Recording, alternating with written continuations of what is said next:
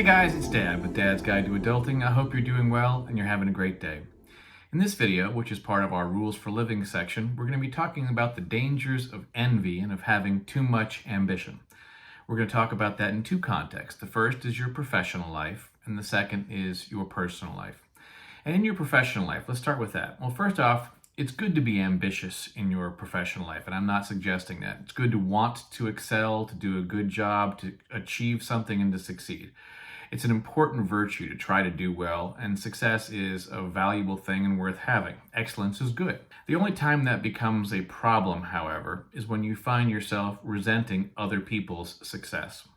If someone else gets a promotion or a raise or a job you wanted and you find yourself thinking about that and being resentful, that can in fact become a problem, and it's time to do a perspective check. Allowing yourself to feel that way can have a really negative effect on you as well as the people around you. If you start to focus on other people's accomplishments and allow those to make you feel inadequate, it's a problem. Sours your mood, it sours your relationships with other people, and it can become a dangerous motivation for you to try to put the other person down rather than trying to lift the entire team up. It also means that you've started measuring yourself by the wrong standard and by a bad standard, the success of other people. What you should be doing is measuring yourself by your own success against meeting your own personal goals.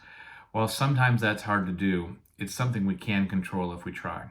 Part of the reason that we do this is what's called the grass is always greener syndrome, looking at other people and always thinking that they have it better than we do. And we're all guilty of it. We see other people with more money, or more free time, or with more friends, or with seemingly better marriages, and we wish we were them. As the late great tennis player Arthur Ashe once said, "A child on a farm sees a plane fly overhead and dreams of flying, while a pilot on the plane sees the farmhouse and dreams of returning home." it's common nature to want to be the other person and to have something better, and we're always imagining that it's better on the other side. That is unfortunately part of human nature. When we see somebody else with a new car that we can't afford, we wonder what they're doing better than we are.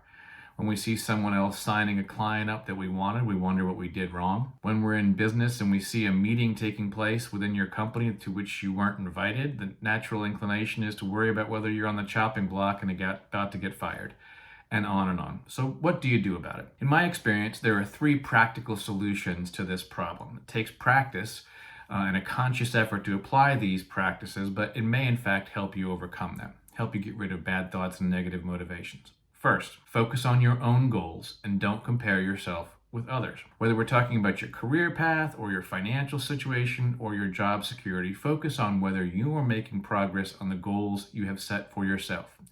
Are you able to pay your bills and your expenses while still managing to build wealth over a time?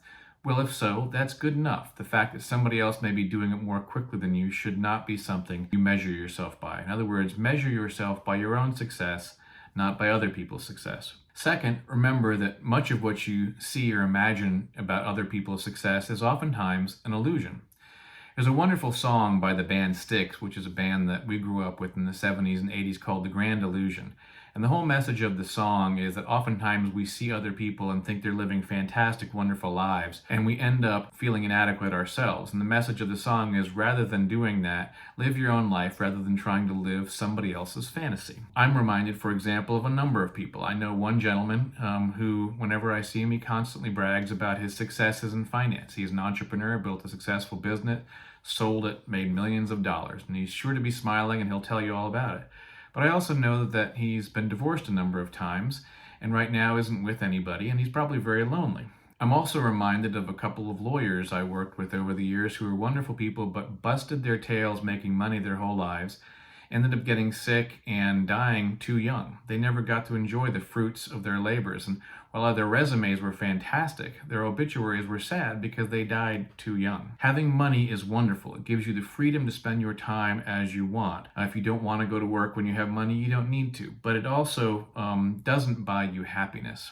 It's the very rare person that you will see who lives a long life with perfect health, with fantastic friends, with all the money they could possibly want, the odds are good that there are negative things in their life that you just don't know about. And I'm not suggesting you take pleasure in anybody else's suffering or problems. What I'm suggesting to you is don't be fooled by the illusion that somebody else has it all going on and you don't. The truth of the matter is everybody's got something that they're worried about and dealing with. The third solution is to keep perspective by remembering how your life compares with the vast majority of lives of people who have ever lived in this world. If you live in the United States or another democratic country in the 21st century, you are incredibly fortunate. You are one of the wealthiest and luckiest people who have ever lived, no matter how much you make.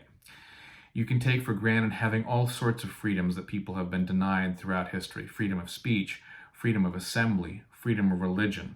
You don't have to worry about government silencing you or torturing you or political repression. You live in a country and a time where things like running water and toilets in our homes and electricity are common, but many people throughout history had no such things. With modern communications, we're able to stay in touch with people we love even when they move away. In the olden days, people moved away, you basically had to say goodbye to them. Many people throughout history have not had those luxuries. So anytime that you are thinking that other people have had it better, remember how good you have it. So the second area where we're going to talk about this is in your personal life. The same sort of principles apply in your personal lives. We can be envious and jealous of others, including family members and friends. It's something to avoid. And one of the things your generation has had to deal with that ours did not is social media. People posting on social media about their lives and everybody wondering, why is my life not quite that good? Well, keep in mind, people who do that are posting the best times of their days. They're not posting about their anxieties or their insecurities or their concerns. They're posting about the great show they went to, the great concert they went to, or the tickets they got with their friends, or the good times they had at a party. Don't let that fool you. When you look at that, everybody seems to have more money and more fun than you do. So it makes you wonder, what are you doing wrong? Well, do not let that happen. Do not let yourself start believing that. Do not let what you see on social media be a metaphor for how your life should be. One of the dangers is also FOMO, fear of missing out. When that happens, it's very important for you to keep perspective. The fact that other friends got together without you should not be a concern. It doesn't mean that they don't like you, it just means that they have their own relationship. You don't need to be part of everything that they do any more than they need to be part of everything you do. The mere fact that they got together without you shouldn't lead to jealousy or envy or concern, and it shouldn't be something you worry about. So keep your perspective and keep your cool. Don't let the little things bother you. Don't avoid the temptation to look at what people are posting on social media and think that everyone has it better than you do. They don't. In closing, I think there's a wonderful metaphor that describes this situation very well. And that is that if you picked any random 10 people around the world and asked them to write down their worst problem and stick it in a box on a table in front of you, and then everybody picked out a piece of paper and then decided which one they want, the vast majority of us would choose to have our own worst problem than some of the worst problems that other people are dealing with around the world. I think that for young American adults, that is almost certainly going to be true. Keep that perspective. Be grateful for what you have. Measure your success by your own progress, not by somebody else's. When somebody else seems happy or successful, do not let yourself start feeling resentful or envious or jealous. Feel happy for them and then focus on what you can do to make your own days and your own life better. Making a deliberate attempt to do that will make you happier, better adjusted, and a better friend, family member, and coworker. That's all for now. Until next time, remember, you got this.